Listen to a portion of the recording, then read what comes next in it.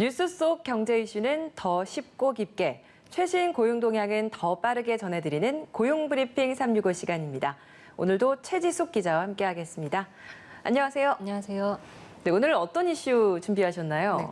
어느덧 이제 팬데믹 시대가 3년 차에 접어들었습니다. 오미크론의 위협이 만만치 않지만 그래도 2022년에는 경기 회복에 대한 기대가 큰 상황인데요. 채용 시장도 이제까지와는 또 다른 변화가 있을 것으로 예상이 됩니다.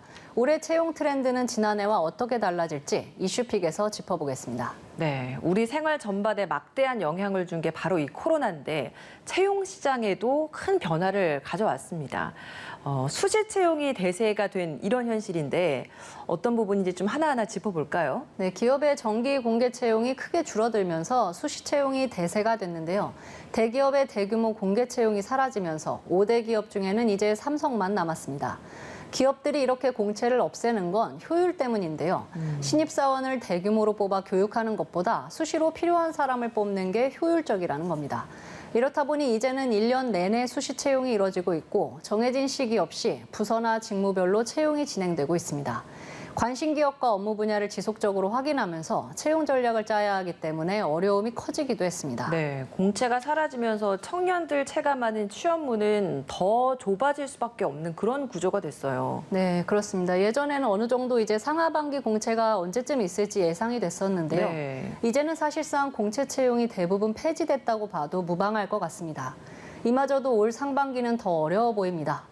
정경련 조사에 따르면 대기업 10곳 중 5곳이 상반기 신규 채용 계획이 없거나 세우지 못했다고 밝혔습니다. 근데 이 좁은 취업문마저도 신입들에게는 더 어려운 구조입니다. 경력들을 우선 많이 좀 선호하다 보니까 인턴 경험 하나라도 있어야 신입들이 그 관문을 통과할 수 있는 네. 그런 상황이잖아요. 그렇습니다. 그래서 금턴이라는 말까지 생겨났죠. 맞아요. 설문조사에 따르면 한 구직 사이트에서 최근 국내 기업 567개사를 대상으로 신입사원 채용 시 중요하게 평가하는 기준을 물었더니 1위가 바로 지원 분야의 근무 경험이었다고 합니다. 그 다음이 지원 분야 전문 지식과 자격증이었는데요. 한국바른채용인증원이 발표한 2022 채용 트렌드에서도 마찬가지입니다. 면접관 10명 중 7명이 꼽은 채용 트렌드 1위가 바로 직무 중심 채용이었습니다. 회사 입장에서는 이해가 가는데 이 취업 준비생들 입장에서는 이게 좀 말이 쉽지 굉장히 어려운 거거든요. 그러니까 신입이 정말 말 그대로 신입인 건데 경험을 가진 신입을 원한다? 너무 어려울 것 같아요. 그렇죠. 이게 기업으로서야 투입 즉시 성과를 낼 수 있는 그런 인재를 선호하다 보니까 취준생들 역시도 이 부분을 어필하는 게 굉장히 중요해졌습니다.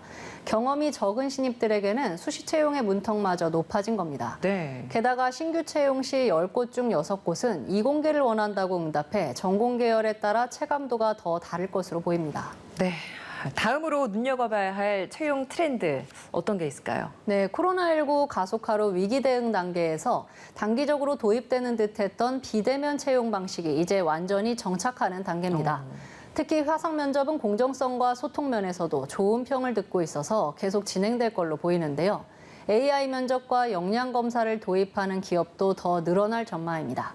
이제는 취준생에게도 익숙해진 면접이 아닐까 싶은데 더 핫한 채용 키워드가 있습니다. 바로 인터넷 가상세계 메타버스입니다. 채용 시장에서도 이 메타버스가 도입되는 건가요? 네, 그렇습니다. 지난해 한 메타버스 플랫폼에서 이 취업 박람회를 열었는데 여기에 삼성, LG, KT, 또 오뚜기, 효성 등 80여 개 기업이 참여해 화제가 되기도 했었습니다. 네. 가상세계에서 인사 담당자 아바타와 취업준비생 아바타가 만나서 면접과 교육이 이뤄지는데요. 공간이나 인원 제한이 없어 자유로운 진행이 가능하다는 특징이 있습니다. 그러면 앞으로도 기업들이 이 메타버스 채용 도입에 좀 적극적으로 나설 걸로 보이는 건가요? 네, 기업들이 이제 채용에 메타버스를 도입하는 이유는 지역에 제한을 받지 않아서 일단 비수도권 인재 유치가 가능하고 또 MZ세대에 쉽게 다가갈 수 있다는 장점 때문입니다. 그래서일까요? 한 취업 플랫폼 조사에 따르면요. 기업 493개사를 대상으로 조사한 결과 41.6%가 메타버스 채용을 도입할 의향이 있다라고 답했습니다. 더불어 전체 기업 중 64.5%는 향후 메타버스 채용이 확대될 걸로 전망했다고 합니다. 일하고자 하는 중장년층도 계속해서 증가하고 있는데 이 코로나19로 인해서 변화한 채용 환경에 적응하기가 참 쉽지 않을 것 같아요. 네, 중장년층의 강점은 역시 경력이라고 할 수 있습니다. 하지만 이제는 그 의미도 예전만한 무게감이 있지는 않습니다. 새로운 산업군에서 다시 출발해야 하는 중장년층은 사실상 신입이나 다름없기 때문입니다. 네. 채용과 업무 방식 모두 온라인 중심으로 변해가는 요즘 같은 시대에는 청년은 물론이고 중장년층 역시 디지털 이해도가 관건이 되고 있습니다. 마지막으로 짚어볼 채용 트렌드는 어떤 게 있을까요? 네, 2022년에 꼭 숙지해야 할 단어가 있습니다. 바로 ESG인데요. 요즘 자주 들어보셨을 겁니다. 환경사회 지배구조를 뜻하는데 지속 가능한 발전을 위한 철학을 담고 있는 말입니다. ESG는 기업 경영의 세계적 트렌드로 자리 잡고 있는 만큼 당연히 채용에도 영향을 미칩니다. ESG 전문가를 찾는 기업이 늘어나고 있고요. 또 ESG 경영에서 적합한 인재를 채용하는 경향도 증가하고 있습니다. 오늘은 꼭 알아야 할 뉴워드를 들고 왔다고 네. 들었거든요. 어떤 단어인가요? 혹시 소셜 리크루팅 들어보셨나요? 소셜 리크루팅? 리크루팅 뭐 구인구직 이런 네, 뜻인데 그렇습니다. 소셜 리크루팅은 뭔가요? 우리나라 온라인 채용 플랫폼으로는 고용노동부에서 운영하는 워크넷을 비롯해 오래된 플랫폼들이 있습니다. 그런데 몇 해 전부터 소셜 리크루팅 플랫폼이 뜨고 있습니다. 구인구직과 SNS가 합쳐진 개념인데요. 구직자와 채용 담당자가 각자 관심 있는 정보를 찾고 또 서로 인맥을 쌓기도 하는 일종의 비즈니스형 SNS 서비스다. 이렇게 생각하시면 될 것 같습니다. 해외에서는 이게 활발하게 이용되고 있다고 들었는데 국내에서도 다양한 플랫폼들이 생겨나고 있는 거네요. 네, 그렇습니다. 국내에도 새로운 플랫폼들이 계속 등장을 하고 있는데요. 네. 해외의 경우를 봐도 소셜 리크루팅은 더 확장될 조짐이니까 앞으로 채용 시장에 적응하는 데 큰 도움이 될 것 같습니다.